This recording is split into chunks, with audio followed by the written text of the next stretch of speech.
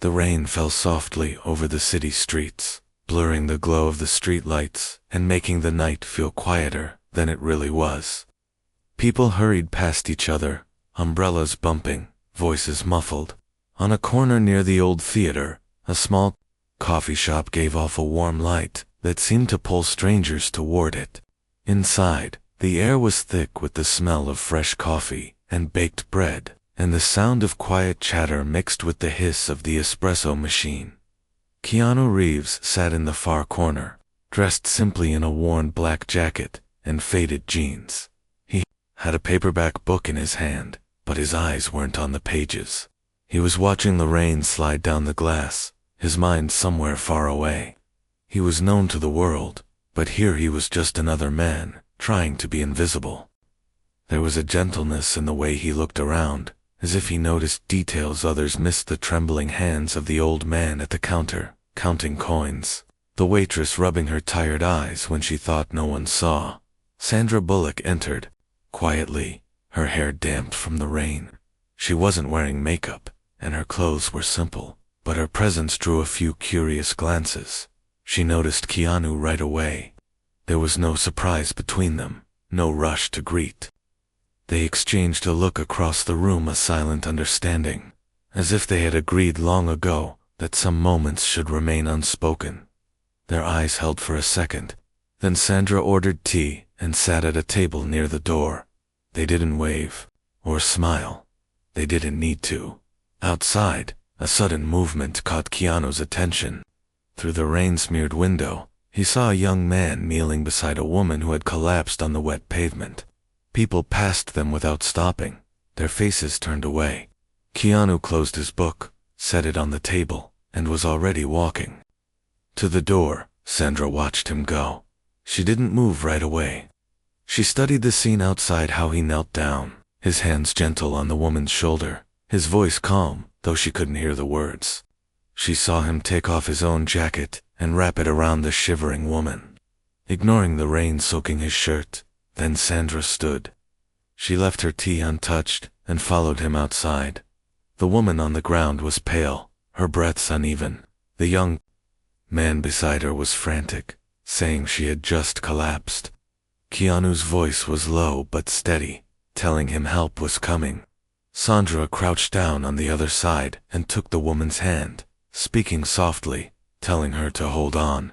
A car pulled up, and a middle-aged man jumped out. His face crumpled when he saw the woman, his wife. He kept saying her name as Keanu and Sandra helped lift her into the car. There was no rush to thank them, no big scene. The man drove off into the rain. Keanu and Sandra stood in the street. For a moment, watching the taillights fade. They didn't speak. Their faces were calm but heavy, carrying the weight of what had just happened. They walked back to the coffee shop together, but still said nothing. They didn't need to explain why they had acted. They didn't do it for recognition. They didn't even know if the woman would be all right. Back inside, they returned to their separate tables. Keanu picked up his book, but he didn't read. Sandra held her tea, now cold, and stared at the rain. In the silence between them, there was something unspoken but clear, a shared truth that kindness did not need to be loud to be powerful. The night went on, and the rain never stopped. But somewhere out there, a life had been touched, and neither of them would forget it. This was how it began, not with words, but with an act that spoke louder than any headline.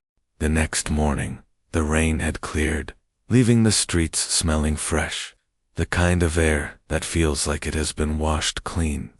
Keanu walked through a quiet park with a coffee in hand, his mind still on the woman from the night before. He didn't know her name or what had happened after they drove away, but her pale face and trembling hands kept flashing in his thoughts. He sat on a bench near the small pond, watching ducks glide across the water. His phone buzzed with a message from his assistant about a meeting, but he ignored it for now. Some mornings weren't meant for rushing. On the other side of the park, Sandra was walking her dog, a gentle brown Labrador named Max. She spotted Keanu from a distance, but didn't call out. Instead, she walked toward him slowly, letting Max lead the way. When she reached the bench, she didn't ask if she could sit, she just did, as if it was the most natural thing in the world. "You were up early," she said, her voice calm. "Couldn't sleep," Keanu replied, looking down at the coffee in his hands. "Kept thinking about her." Sandra nodded. "Me too." They sat in silence for a moment, the kind where neither felt the need to fill it with empty words. Finally, Sandra reached into her bag and pulled out a folded piece of paper. "I called the hospital," she said softly. "The woman's name is Claire. She's stable now." Keanu let out a breath he hadn't realized he was holding. "Good," he said, his voice almost a whisper. "Her husband wanted to thank us," Sandra added, "but I told the nurse not to give them our names." "It's not about that." Keanu smiled faintly. "I'm glad you did." Just then, an elderly man approached, walking slowly with a cane. He stopped near their bench, looking at them with curious eyes. "Excuse me?" he said in a gentle voice. "Were you two the ones who helped a woman on 5th Street last night?" Keanu and Sandra exchanged a glance. "Yes," Sandra answered carefully. The man smiled, his eyes misting. "That was my daughter, Claire." His voice trembled, and he took a deep breath before continuing. "I don't know what would have happened if you hadn't been there. Thank you." Keanu stood and shook his hand. "We're just glad she's all right." The man nodded, his grip firm despite his age. "She's resting now," her husband told me about how you stayed with her in the rain. That kind of kindness is rare. When he left, Sandra watched him go, her mind heavy with the thought that sometimes the smallest decisions, a moment of stopping, instead of walking past, could change the shape of someone's life. They decided to walk together through the park, Max trotting happily beside them. As they reached the far end, they saw a small crowd gathered near the playground. A young boy, no older than 8, was trying to pull his little sister down from the top of the slide. She was crying, too scared to move. Without a word, Keanu stepped forward. His voice was soft but confident as he told the girl he'd help her down. Sandra climbed halfway up the slide from the opposite side, offering her hand. Together, they coaxed the girl into climbing toward Keanu, who lifted her gently to the ground. The children's mother rushed over, thanking them over and over. She had only turned away for a second, and in that moment her daughter had gotten stuck. As the family walked away, Sandra glanced at Keanu. 2 days in a row, she said with a faint smile. Coincidence? He replied, but deep down, he knew it wasn't. Some people just couldn't ignore when someone needed help. The day went on, the sun climbing higher, but neither of them could shake the feeling that something was shifting. Two strangers, bound by moments they hadn't planned, were slowly becoming a team without ever saying it out loud, and somewhere, though neither of them knew yet, another test of kindness was already waiting for them. The week moved on, and life returned to its usual rhythm, or at least it seemed to. Keanu spent his mornings reading at the coffee shop, and his afternoons quietly working on a film project. Sandra balanced her own schedule, moving between meetings and charity events. But in the back of both their minds, the past 2 encounters still lingered. They hadn't planned to keep meeting, yet somehow, they crossed paths again. It happened on a Thursday evening. The city was alive with people rushing home from work, the sidewalks crowded and noisy. Keanu had just stepped out of a bookstore when he spotted Sandra across the street. She was carrying 2 grocery bags, her head slightly bowed against the chill wind. Before he could call out, a sudden commotion broke through the hum of traffic. A delivery truck had stopped awkwardly at the curb, blocking part of the pedestrian crossing. Beside it, a young man in a wheelchair was struggling to get past. People were moving around him, their faces turned away, too busy to notice. Keanu didn't think. He crossed the street quickly, weaving between cars, and reached the young man just as Sandra appeared from the other side. "Let's help you through," Keanu said, his tone gentle but certain. The young man's hands tightened on the wheels, "It's okay. I can manage," he said. But there was a quiet strain in his voice. Sandra knelt down so she was eye level with him. "We know you can," she said softly, "but sometimes it's all right to let someone walk with you." He hesitated, then nodded. Together, they guided his wheelchair along the narrow space, past the truck and onto the open sidewalk. As they reached the clear path, the young man looked up, his eyes bright with gratitude. "Thank you. Most people just avoid looking." Keanu shook his head. "Sometimes people don't know how to help. Doesn't mean they don't care, but you shouldn't have to go through that alone." The young man smiled, a little less guarded now.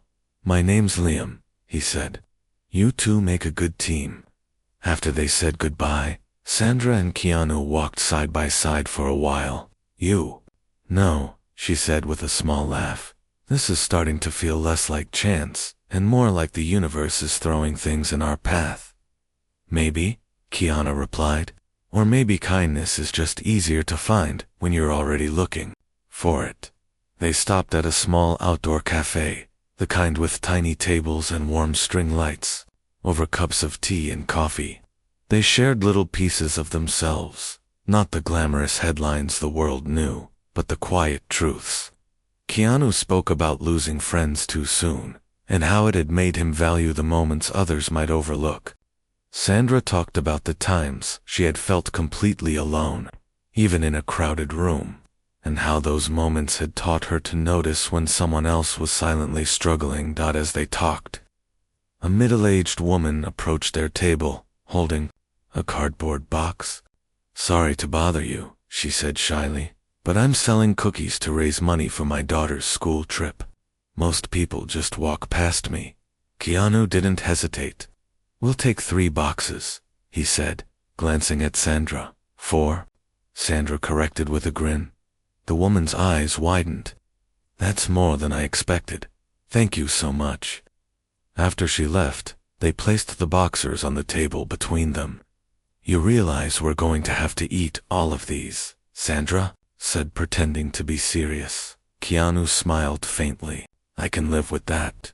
They stayed there for over an hour, talking and laughing quietly, but in the spaces between their words, there was a growing sense of something neither of them had planned for, something that felt both inevitable and fragile. As they left the cafe, walking into the cool night air, neither of them knew that the next time they would meet, the kindness they had been quietly practicing would be tested in a way that would shake them to their core. 3 days later, the city woke to a gray morning. The air felt heavy, and the streets were quieter than usual. Sandra was driving through the downtown area, on her way to a meeting, when traffic came to a sudden stop. Horns blared. People leaned out of their car windows, craning their necks to see what had happened ahead. She switched off the radio and tapped the steering wheel, trying to be patient. Then she saw it up ahead. A bus had broken down in the middle of the road. The driver was outside, talking to a group of confused passengers, most of them elderly. The cold air made them huddle together, some clutching bags, others holding onto each other for balance. Without thinking, Sandra pulled over to the side. She stepped out, feeling the sharp chill on her face, and walked toward the group. "Is everyone all right?" she asked the driver. "The engine's gone," he explained. "I called for help, but it'll be at least 40 minutes. Some of the passengers can't stand that long." Before Sandra could respond, she heard a familiar voice behind her. "Looks like trouble." She turned to see Keanu walking toward her, hands in his jacket pockets. He must have been nearby, because he didn't look surprised to see her only. Concerned. Together, they moved toward the group. Sandra spoke to the passengers, reassuring them, while Keanu knelt to speak with an elderly woman who looked pale and unsteady on her feet. "We can't leave them out here in the cold," Sandra said quietly to him. Keanu nodded. "There's a cafe 2 blocks away. I'll take the first group there. You can help with the rest." And so they did. Trip after trip, walking slowly with the passengers, they guided them to the warm cafe, where the owner quickly brought out hot tea and blankets. Keanu stayed, with the ones who had already made it there while Sandra went back for the rest. By the time the tow truck finally arrived for the bus, all the passengers were inside, seated, and warm. Some were talking quietly, others sipping tea in silence. The bus driver came into the cafe to thank them, shaking his head in disbelief. Most people would have just kept driving, he said. You too. You didn't have to do this. Keanu's reply was simple. We couldn't just leave them there. After the passengers were taken care of, Keanu and Sandra stepped outside into the street again. The sky had grown darker, a thin mist settling in. You ever think about how easy it is to walk past? Sandra asked quietly. How we could have been one of those cars stuck in traffic, just waiting for it to move. Yeah, Keanu said, his gaze distant. But I think the more you choose to stop, the harder it gets to keep walking. They started walking toward their cars, but halfway down the street, something caught Sandra's eye. A small shape sat huddled against a shop doorway, a child, no more than 7, with a backpack clutched to their chest. She stopped. Keanu. He followed her gaze. Without a word, they crossed the street. The child's eyes were red, their cheeks streaked with dirt. Hey, Sandra said softly, crouching down. Are you okay? The child shook their head. I lost my mom. I don't know where she went. Keanu knelt beside Sandra. What's your name? Lucas, the boy whispered. They didn't waste time. Keanu stayed with Lucas while Sandra went to speak with the shopkeeper, asking if anyone had seen his mother. No one had. It took over an hour of walking the nearby streets, checking shops, and speaking to people before they finally spotted a frantic woman in the crowd, calling out for her son. The reunion was quick, but emotional. Lucas, running into her arms, the mother crying with relief. She thanked them over and over, but they only smiled and told her to take him home. When the mother and son were gone, Sandra and Keanu stood in the middle of the street for a moment, the cold wind tugging at their coats. That could have ended differently, Sandra said softly. Yeah, Keanu replied, but it didn't, because we stopped. Neither of them knew it yet, but this moment, this small rescue would be the thread that tied them to something far bigger than either had imagined. 2 weeks passed, and although Keanu and Sandra went back to their own routines, they found themselves keeping in quiet contact, short messages, a phone call here and there, sometimes just a shared photo of something that reminded them of the moments they had lived together. Neither said it out loud, but both knew they were looking for each other now. On a cold Saturday morning, Sandra was at a community center for a charity event she had promised to attend. Children were running around, their laughter echoing through the hall, while volunteers handed out warm clothes and meals to families in need. She was helping at the coat table when she felt a light tap on her shoulder. Fancy seeing you here, Keanu said with a faint smile. He was holding a box filled with blankets, his sleeves rolled up. I could say the same, Sandra replied. Volunteering? Yeah. A friend told me they needed extra hands, he said, setting the box down. Guess we're still finding each other where kindness lives. They spent the next hour side by side helping an elderly man choose a winter coat that fit just right, kneeling to speak with a shy little girl who didn't want to take the last red scarf, and carrying bags of food out to waiting cars. But then, in the middle of the busy crowd, Sandra noticed a boy sitting alone on the steps near the entrance. He was maybe 12, wearing a thin hoodie, despite the cold. His eyes were fixed on the floor, his hands buried deep in his sleeves. She walked over and knelt beside him. Hey, are you here with someone? He shook his head. My dad said he'd come back, but he's been gone a long time. Keanu came over, his brow furrowed. How long? He asked gently. Since yesterday, the boy whispered. The truth hit them both at the same time. He'd been left. Without hesitation, Sandra led him inside to get warm food, while Keanu spoke quietly with one of the organizers. They learned that the boy's name was Ethan, and that this wasn't the first time. His father had disappeared for days, Keanu sat across from Ethan at the table, speaking to him in a calm, steady voice. "You're safe here," he said. "We'll make sure you have a place to stay tonight." But Ethan shook his head. "If my dad comes back, and I'm not there, he'll be mad." Sandra leaned forward. "You won't be alone, Ethan. We'll be here with you." It took time, but with gentle encouragement, Ethan agreed to stay until the authorities could help. As the sun set, Keanu and Sandra stood outside the center, watching him play a board game with another volunteer. "This isn't just chance anymore," Sandra said quietly. "It feels like every time we meet, we're placed exactly where we're needed." Keanu nodded slowly. "Maybe that's the point. Maybe we're not supposed to walk past anymore." As they turned to leave, a man in a dark coat stepped out from the shadow of the building. His face was tense, his eyes locked on them. "You two," he said, his voice low. "We need to talk." Keanu stepped forward slightly, protective without even thinking. "About what?" The man glanced toward Ethan inside the center. "About that boy, and about why you should stay out of things you don't understand." It was the first time their kindness had been met, not with gratitude, but with a warning, and they had no idea that this man's words were only the beginning of something far more dangerous. The man's presence was heavy, his eyes cold in a way that made Sandra instinctively take a half step closer to Keanu.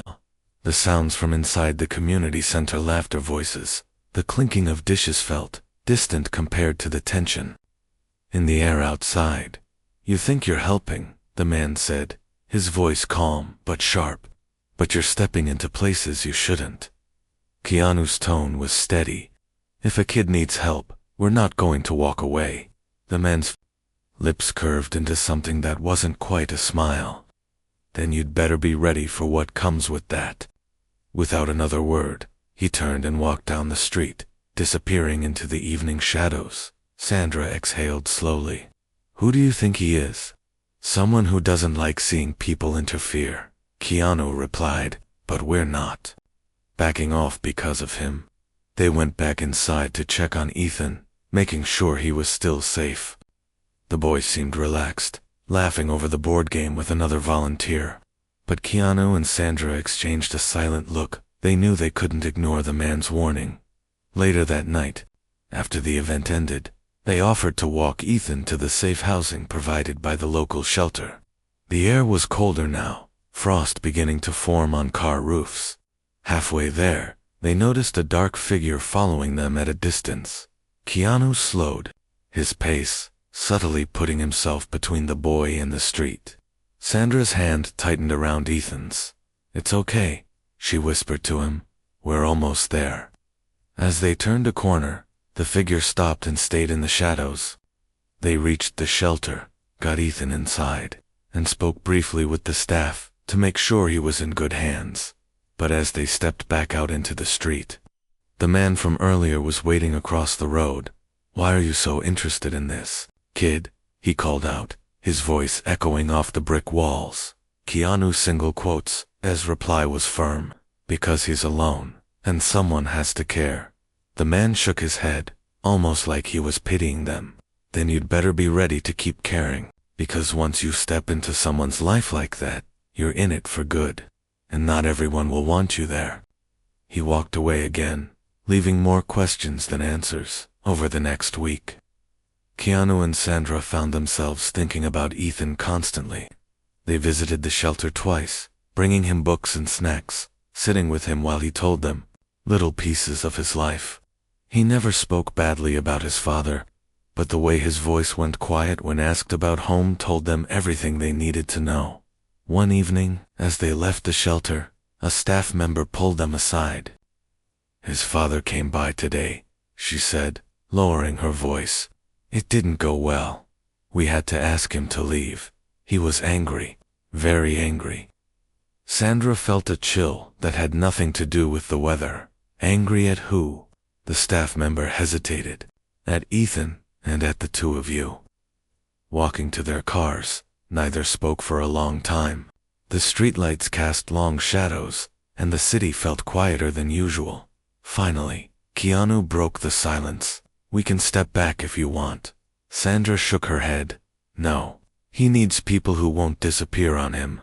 We're staying. They didn't know it then, but that choice to decision to stay involved would pull them into a situation that would demand more from them than any moment before, and soon, they would learn that kindness wasn't always safe, but it was always worth it.